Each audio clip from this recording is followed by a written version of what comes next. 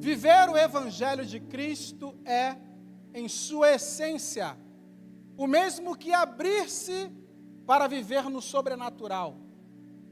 É o mesmo que abrir-se para viver no extraordinário.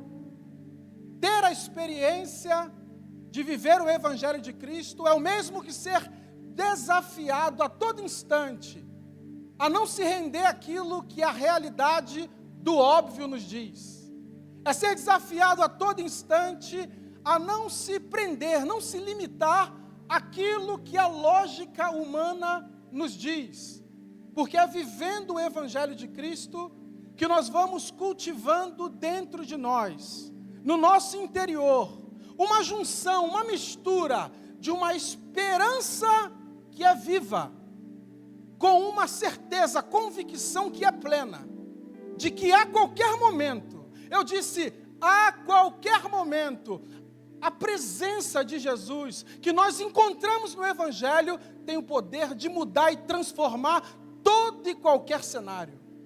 A qualquer momento, essa presença que nos envolve, que nós conhecemos no Evangelho, tem o poder de mudar, resolver, alinhar toda e qualquer situação. Nem que para isso acontecer, ele precise rasgar a realidade do óbvio. Nem que para isso acontecer, ele, o nosso mestre, precisa quebrar os protocolos terrenos. Nem que para isso acontecer, Jesus precisa contrariar aquilo que a lógica humana diz. Eu não sei com quais expectativas você chegou aqui hoje, mas o que eu tenho a lhe dizer é que Jesus tem algo novo para fazer na sua vida. Eu vou repetir, eu não sei com qual expectativa você se dirigiu até esse lugar, mas o que eu sei é que Jesus tem transformação para fazer na sua vida, na sua casa, na sua família, nem que para isso acontecer, ele precise quebrar protocolos. Jesus te trouxe aqui hoje, para você ouvir que nunca é tarde para ele entrar em cena e mudar, transformar todo e qualquer cenário. Vamos ao texto sagrado, Evangelho segundo escreveu João, capítulo de número 2. Evangelho escrito por João, capítulo de número 2. E assim está escrito no texto sagrado. E, ao terceiro dia, fizeram-se umas bodas em Caná da Galileia. Pode passar? Foram também convidados Jesus e os seus discípulos para as bodas. E faltando o vinho, a mãe de Jesus lhes disse: não tem mais vinho. Disse-lhe Jesus: mulher, que tenho eu contigo? Ainda não é chegada a minha hora. Sua mãe disse aos empregados: fazei tudo que ele vos disser. Estavam ali postas 6 talhas de pedra para as purificações dos judeus, e em cada uma cabiam 2 ou 3 metretas. Disse-lhes Jesus: enchei de água essas talhas, e encheram-nas até em cima. E disse-lhes Jesus: tirai agora e levai ao mestre-sala. E levaram. E logo que o mestre-sala provou a água que fora feita em vinho, não sabendo ele de onde viera, se bem que só sabiam os empregados que tinham tirado a água, ele chamou o mestre-sala ao esposo e disse-lhe: todo homem põe primeiro o vinho bom, e quando já tem bebido bem, então o vinho inferior, mas tu guardaste até agora o bom vinho, o melhor dos vinhos. Jesus principiou assim os seus sinais em Caná da Galileia, manifestou a sua glória e os seus discípulos creram nele. Você pode dar um glória a Deus aí, igreja? Jesus tem vinho novo para a sua casa. Jesus tem vinho novo para a sua vida. Jesus tem vinho novo para trazer sobre a sua vida. Feche seus olhos, curva a sua cabeça. Pai, Tu és, ó Deus, o nosso Senhor, e aqui estamos reunidos como igreja diante de Ti, Pai. Fala conosco nessa hora, ministra aos nossos corações, Pai. Prepara o ambiente para que a Tua glória venha se manifestar no meio de nós. Te agradecemos e Te louvamos pelo privilégio de estarmos na Tua presença e de ouvir a Tua voz nesse lugar. Assim nós oramos e já Te agradecemos, em nome de Jesus. Amém. Glória a Deus. Amados irmãos, amada igreja do Senhor, filhos e filhas do Deus vivo e verdadeiro,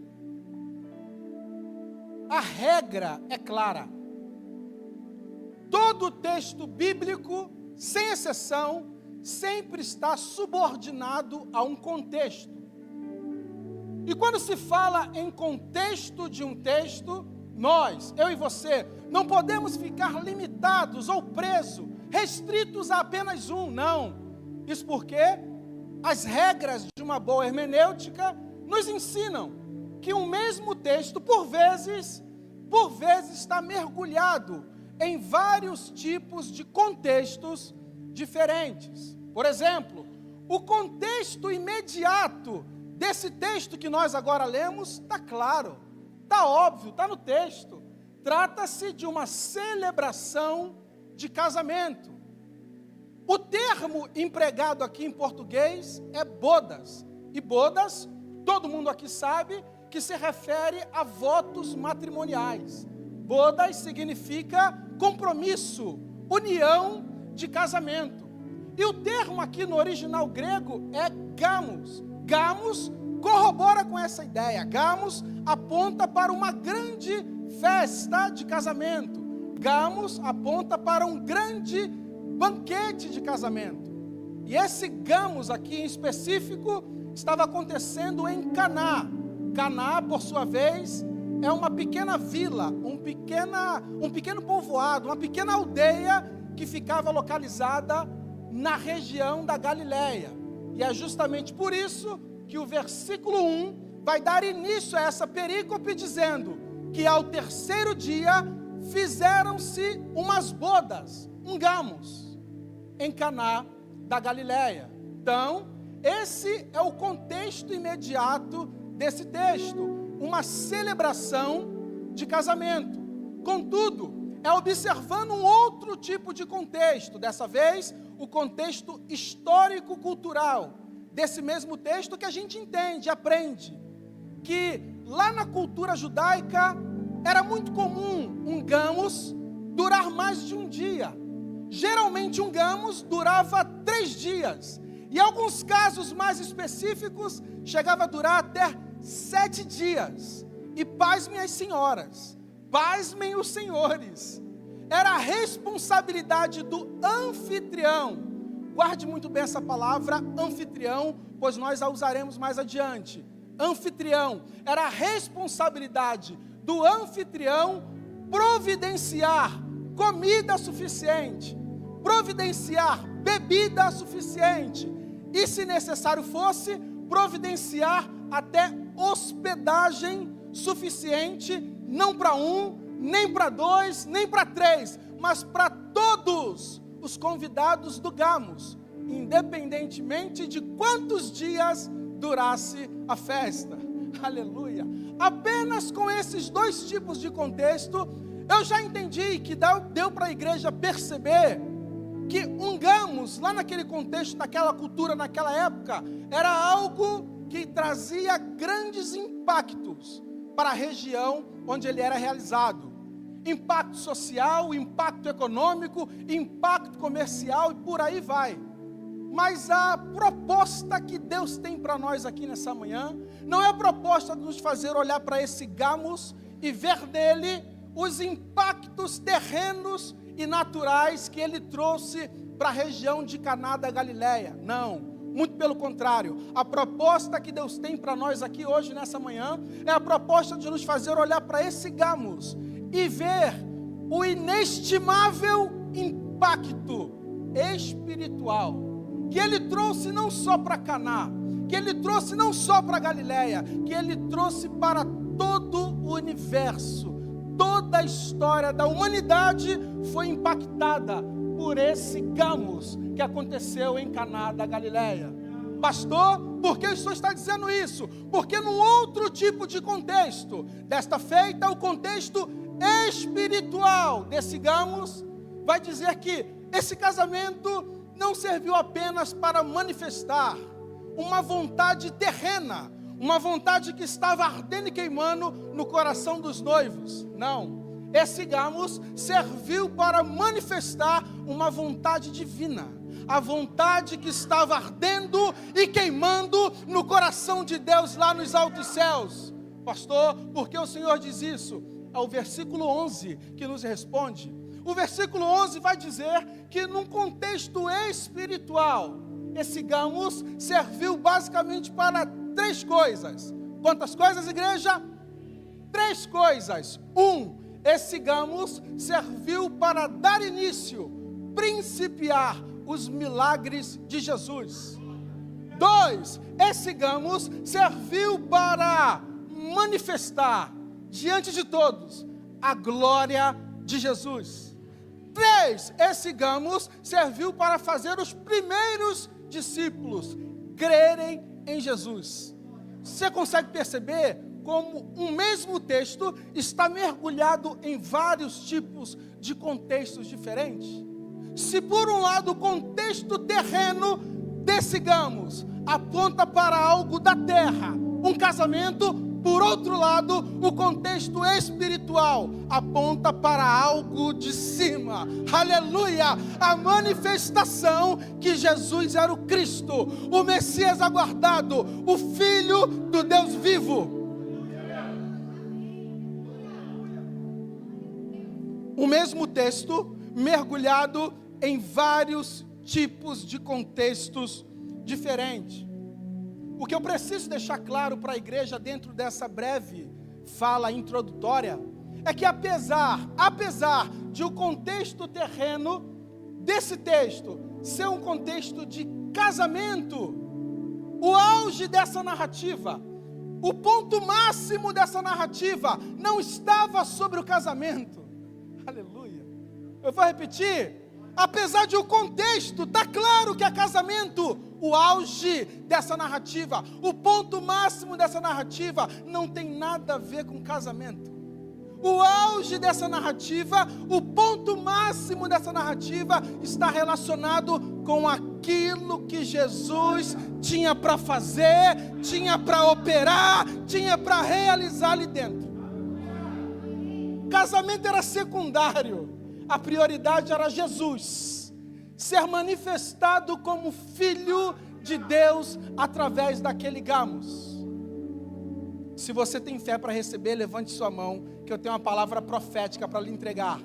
O ponto máximo da tua vida, o auge da tua vida, o ponto mais determinante da tua história, não está relacionado com o que você está vivendo agora, não está relacionado com o que você está passando hoje, não está relacionado com as circunstâncias da tua narrativa, não, o ponto máximo da tua vida, da tua história, da tua caminhada, está relacionado com aquilo que Jesus tem para fazer, operar e realizar na tua vida, na tua casa, na tua família, no teu ministério.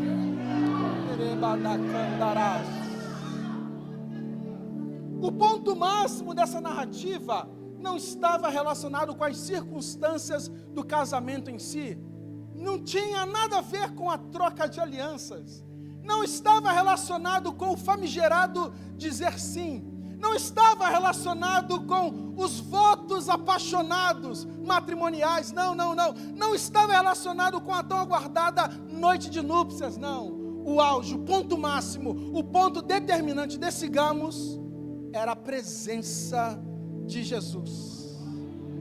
Posso te contar um segredo? O ponto máximo da tua vida está relacionado com aquilo que tem a presença de Jesus. Quando estamos diante da presença dEle, todas as outras coisas se tornam secundárias, porque a presença dEle é prioridade. prioridade. Você pode dar um glória a Deus? O que mais me impressiona nesse texto, presbítero João Elias, é que apesar de o contexto terreno dele apontar para casamento, o mais óbvio ele não fala. O texto nem se dá o trabalho de falar o nome do noivo.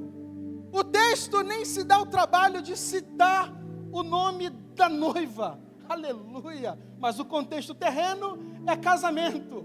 Mas o contexto espiritual é a manifestação de Jesus. Mas o versículo 2, em detrimento de não citar o nome da noiva, não citar o nome do noivo, ele vai citar algo muito importante. Ele vai dizer para nós, nas entrelinhas, que quem organizou aquele gamos era uma pessoa de extrema sabedoria. Por quê, pastor, se não está escrito isso? Está escrito no versículo 2, que convidaram Jesus para o casamento. Eu vou repetir. Eu não sei quem é o noivo, eu não sei quem é a noiva, mas convidaram Jesus para o casamento.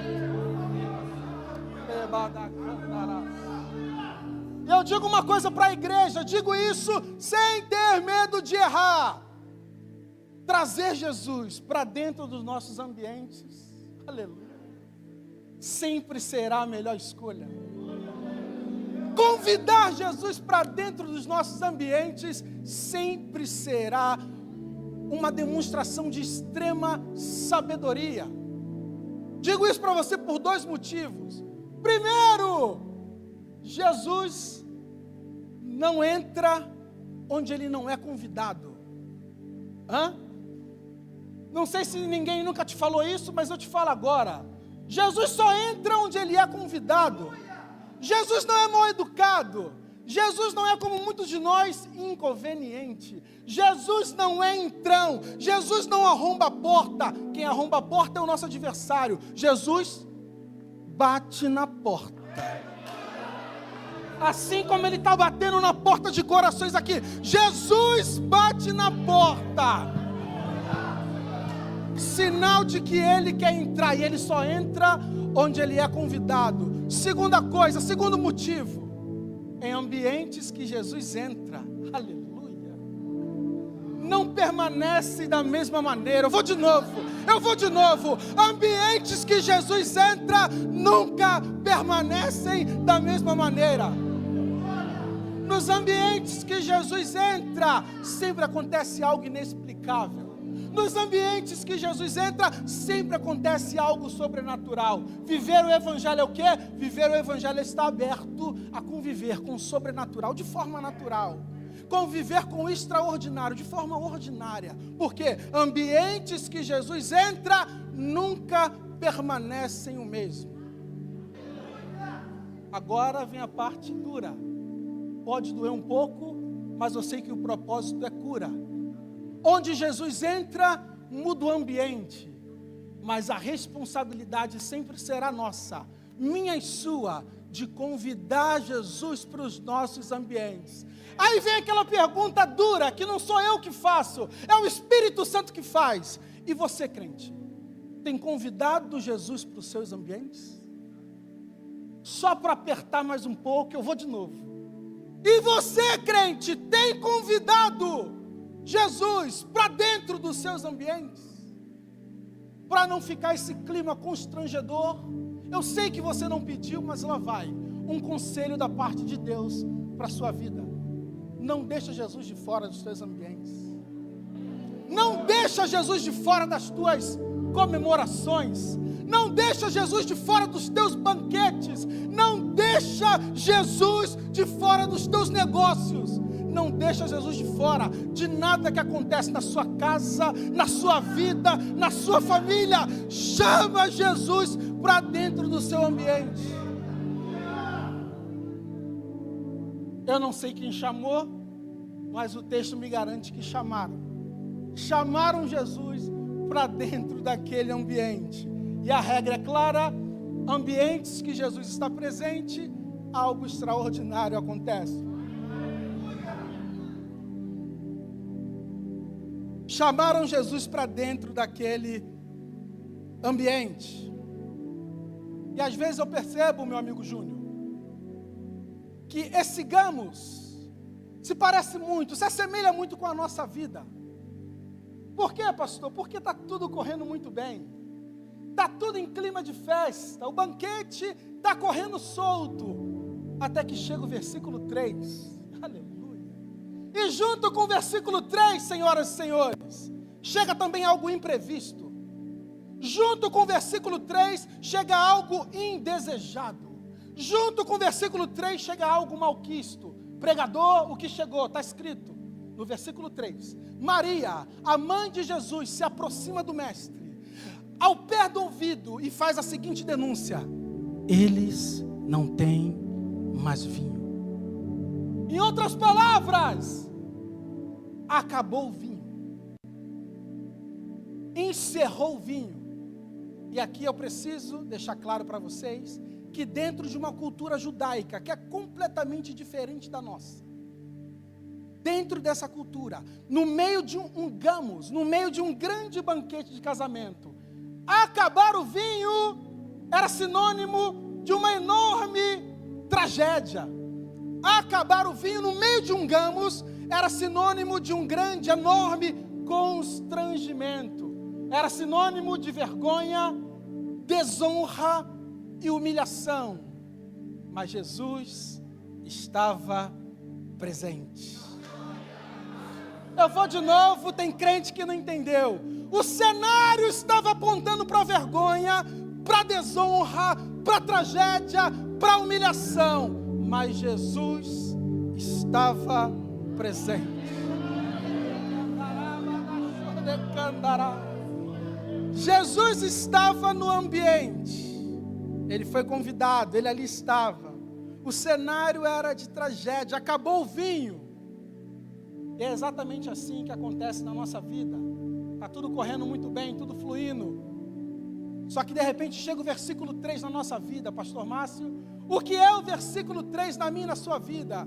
É aquela fase, aquela dura fase, que a nossa alma chega diante de nós, face a face, para denunciar: ei, acabou o vinho. E a igreja aqui é bíblica, a igreja aqui é teológica. Você sabe que no contexto espiritual, vinho é alegria, vinho é celebração, vinho representa a vida. E a nossa alma chega no versículo 3 para nós e diz: ei, acabou o vinho. Em outras palavras, traduzindo, acabou os seus motivos de sorrir, acabou o motivo da tua alegria, acabou o motivo da tua felicidade. Ei, celebração, acabou. Forte não? Mas é o versículo 3. E ele chega, ele bate na porta de cada um de nós. O que eu aprendo com esse texto? O grande problema não é acabar o vinho. O grande problema é Jesus não estar presente. Eu vou de novo. O grande problema não é acabar o vinho. O grande problema é Jesus não estar presente. Por quê? Porque quando acaba o vinho e Ele está presente, Ele providencia com os meios dEle, com os méritos dEle. Ele produz vinho novo. Ele produz o bom vinho. Jesus se encarrega de trazer para nós o melhor dos vinhos. O vinho acaba e Maria, mãe de Jesus, ganha um certo destaque. Por quê, pastor? Porque Maria assume um papel, gente, um papel que é importantíssimo. Todos nós precisamos ter uma pessoa assim, como Maria na nossa vida. Pastor, que papel é esse? O papel de levar a nossa necessidade para as mãos da pessoa que resolve. Jesus Cristo. Porque quando o vinho acaba, a gente perde a visão, fica turva. Quando o vinho acaba, a gente perde o ânimo. Precisamos ter alguém por perto para levar a necessidade, ausência de vinho, ausência de alegria, ausência de festa, nas mãos daquele que resolve. Jesus Cristo. Certa vez numa escola dominical, um aluno me perguntou: pastor, por que será que Maria levou a necessidade da ausência do vinho para Jesus Cristo? Eu respondi: é simples, porque dentro daquele ambiente ali, Maria era a única que sabia quem Jesus de fato era. Maria tinha plena consciência de quem Jesus de fato era. E aqui eu vou ter que falar algo que eu sei que pode doer, mas é a resposta que alguém aqui precisa ouvir. Abre os seus ouvidos espirituais para você ouvir e nunca mais esquecer disso. Que é, pastor? Quem sabe quem Jesus é, quem tem plena consciência de quem Jesus é, não fica levando a necessidade para terceiros, não fica levando a necessidade para qualquer um, não fica levando a necessidade para mais ninguém, é só para Ele, é só para Ele, é só para Ele, é só para Ele. Por quê, pastor? Porque é Ele que tem poder de resolver. É Ele que tem poder em suas mãos de suprir toda e qualquer necessidade, principalmente a necessidade da ausência do vinho. Porque na presença do Senhor está escrito a abundância de alegria. Acabou o vinho aí? Acabou a alegria aí? Chama Jesus para o teu ambiente. Aleluia! Ele resolve essa necessidade. Glória a Deus. Eu sinto a glória de Deus aqui. Eu sinto a graça de Deus aqui. Maria, como eu disse, ela assumiu um papel de destaque. Ela assumiu o papel daqueles que levam a necessidade para quem resolve. Então Maria, cheia de fé, cheia de confiança e plena convicção de quem Jesus de fato era, ela chega diante dele e leva a necessidade. Já acabou o vinho. Só que Jesus dá uma resposta para ela um tanto curiosa, uma resposta um tanto aos nossos olhos diferente. O que Jesus vai dizer, pastor? Ele vira para Maria, sua mãe, e diz: mulher, o que tenho eu contigo? Ainda não é chegada a minha hora. Essa resposta de Jesus aqui nos nossos dias, na nossa cultura, aqui na nossa época, parece uma resposta rude, atravessada, uma resposta grosseira. Mas, ao contrário do que muita gente pensa, Jesus não estava sendo grosseiro com Maria. Jesus não estava sendo mal educado com Maria. Não. Lá na cultura judaica, o uso dessa expressão era muito comum. E diga-se de passagem, era uma expressão respeitosa. De não chamar a mãe de mãe, de chamar qualquer outra mulher de mulher, não pelo nome. Tanto é assim que outras diversas passagens, o Senhor Jesus aparece falando da mesma forma, tanto com Maria, quanto com outras tantas mulheres. Ele diz: mulher, estás livre da tua enfermidade. Mulher, eis aí o teu filho João. Mulher, onde estão os teus acusadores? Mulher. Ou seja, essa expressão mulher não era uma expressão pejorativa. Muito pelo contrário, era uma expressão típica da tradição e da cultura judaica. A gente dá muito foco ao termo, mas o teor principal daquilo que ele está falando é mais importante do que o termo que ele usou. Pastor, qual era o teor principal daquilo que Jesus estava falando? Jesus estava deixando claro para Maria que, em detrimento de ele ser filho dela, ele só receberia ordens do Pai que estava nos céus. Por quê? Maria estava num casamento, Jesus não estava num casamento. O contexto que ele estava era outro. Ele estava ali, ciente de que era o ambiente para ele manifestar-se como filho de Deus. Jesus não estava ali para atender à vontade, à ordem de Maria, sua mãe na terra. Jesus estava ali naquele gamos para atender à vontade, à ordem do seu Pai, que está lá nos altos céus. Trazendo para a nossa linguagem, de uma forma rasgada, Jesus estava dizendo assim para Maria: Maria, você é da terra, a sua origem, mamãe, é da terra, a minha origem é do céu. Você é mãe do Jesus homem. Quem realiza milagre é o Jesus Deus, e o Jesus Deus só recebe ordem daquele que está assentado no trono de glória. Jesus Deus só recebe ordem do Pai que está nos céus, já que a sua origem é da terra, mamãe, e a minha origem é do céu, eu sei a hora certa do céu agir, eu sei a hora certa do céu se manifestar, eu sei a hora certa do céu ficar baixinho e a transformação acontecer no ambiente. Maria fala, Jesus dá essa resposta, e Maria faz algo ali, irmãos, brilhante, brilhante, porque Maria, depois de ouvir essa resposta de Jesus, depois de ouvir essa aparente negativa de Jesus, esse aparente não de Jesus, ela absorve a resposta e permanece firme no propósito dela. Maria absorve o não de Cristo, olha o que eu estou dizendo, absorve a negativa do Senhor, mas permanece na posição, permanece sem sair do propósito, permanece determinada a fazer aquilo que o céu esperava que ela fizesse. E o nosso erro está aqui, crente. Por vezes, não vivemos o propósito, porque não sabemos lidar com os nãos que vêm de Jesus. Eu vou de novo. Por vezes, não vivemos o nosso propósito, porque precisamos aprender a lidar com as aparentes negativas de Jesus. Por quê? O nosso contexto é terreno. O contexto dele é espiritual. Fica com o contexto de Jesus. Maria deu uma aula, não ficou emburrada, não fez biquinho, não ficou zangada, ela entendeu, se está vindo dele, mesmo que seja um não, tem propósito do céu nesse negócio. Se está vindo dele, mesmo que seja um não, um sonoro não, tem propósito do céu. E é aqui que a história muda de figura.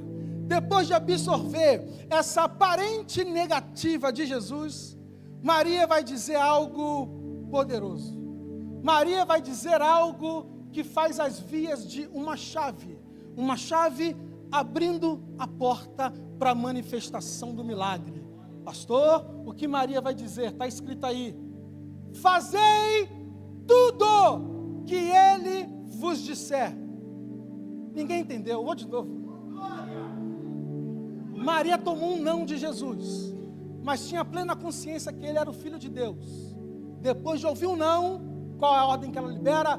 Ei, os empregados que ali estavam, fazei tudo que ele vos disser.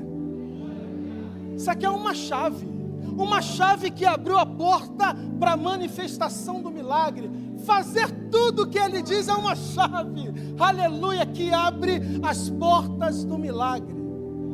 Como eu amo essa fala de Maria, como eu acho linda essa declaração de Maria, mãe de Jesus. E diga-se de passagem, essa é a última vez que Maria aparece nas Escrituras falando qualquer coisa.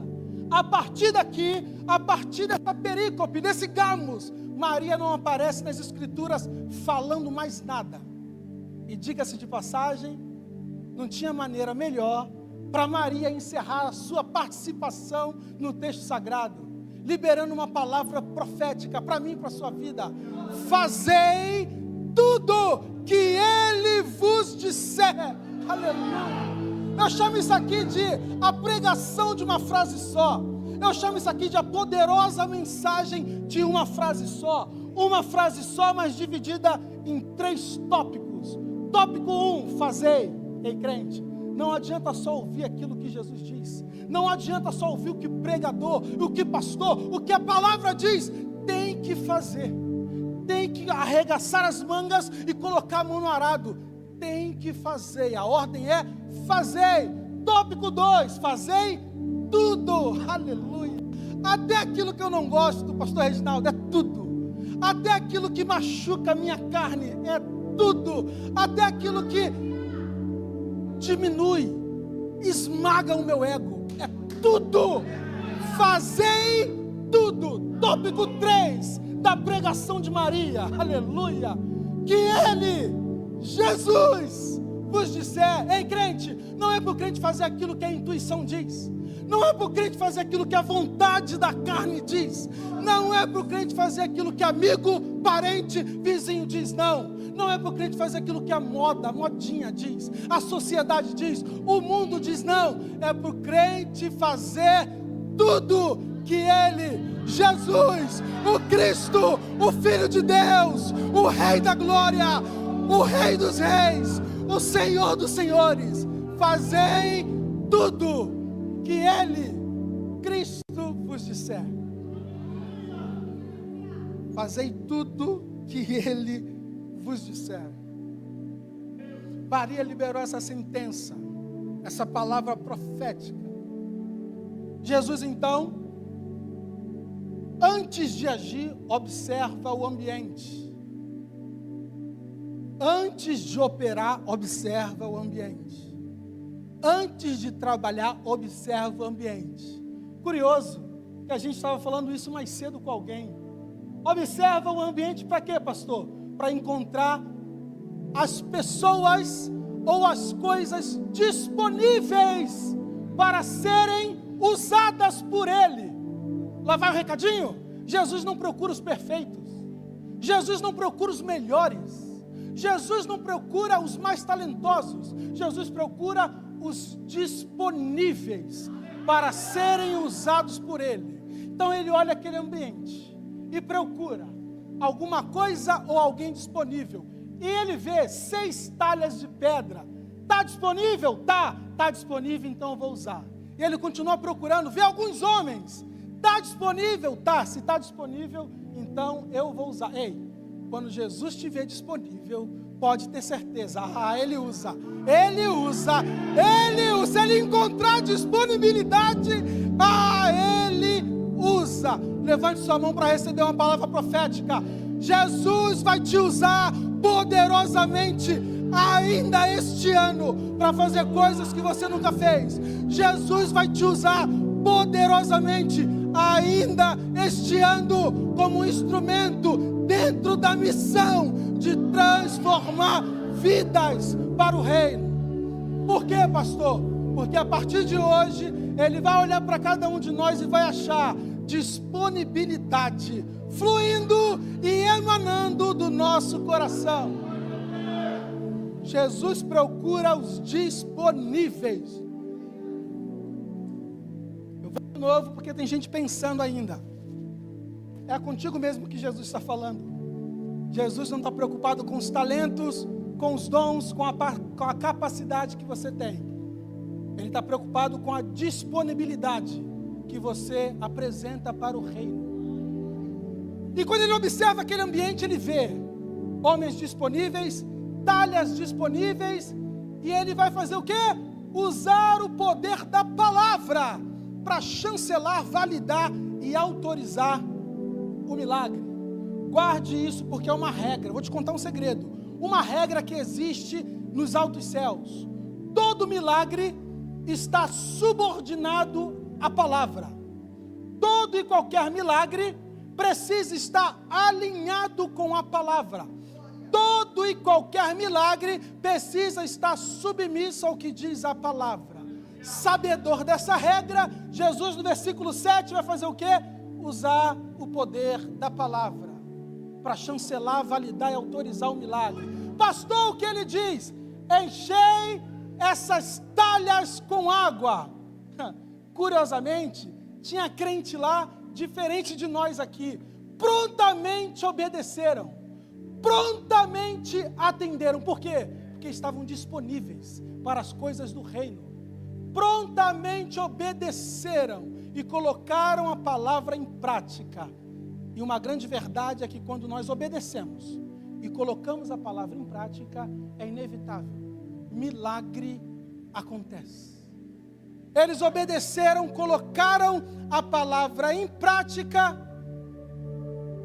e à medida que eles foram enchendo, ninguém viu, ninguém percebeu, ninguém notou. À medida que eles foram obedecendo, ninguém viu, ninguém notou, ninguém percebeu. À medida que eles foram colocando a palavra que foi liberada em prática, enchei as talhas de água, o milagre já estava acontecendo.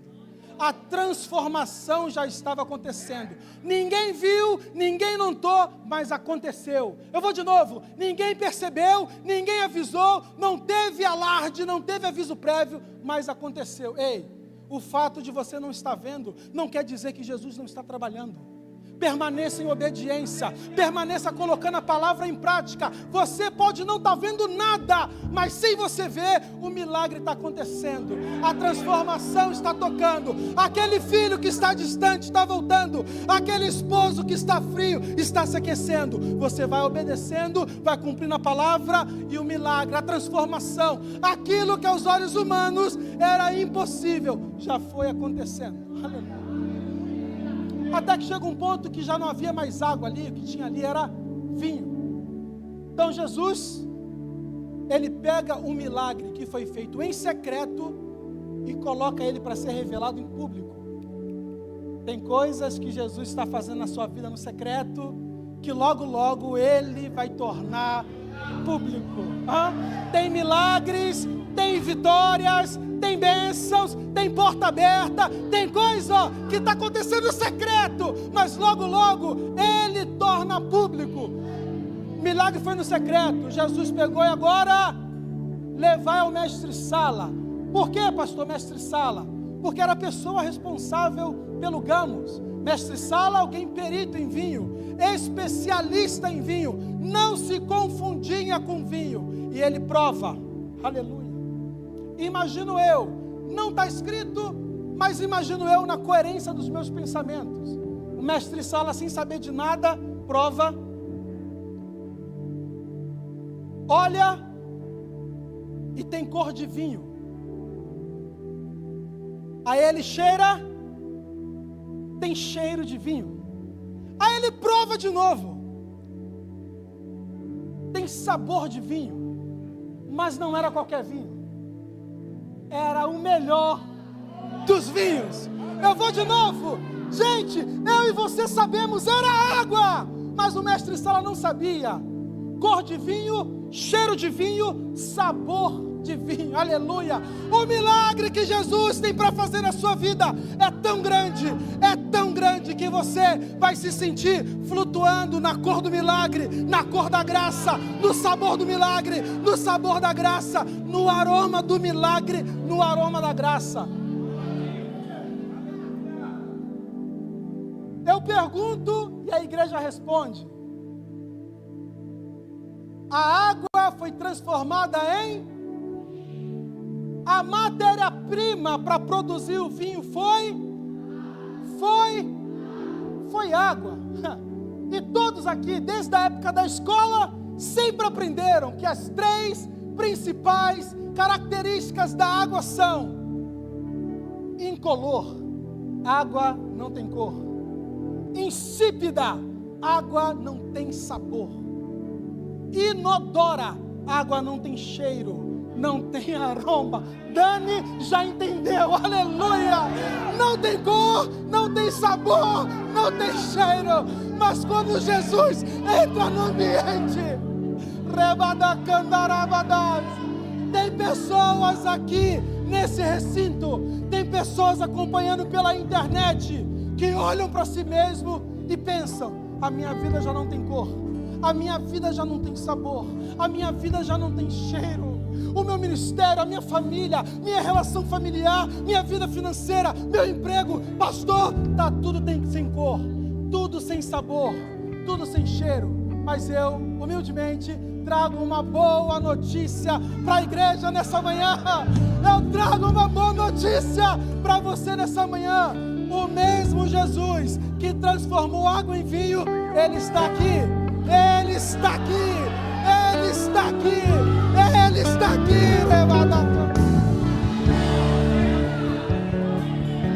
E Jesus está dizendo assim para alguém, recebe aí: eu sou aquele que coloco cor aonde já não tem cor.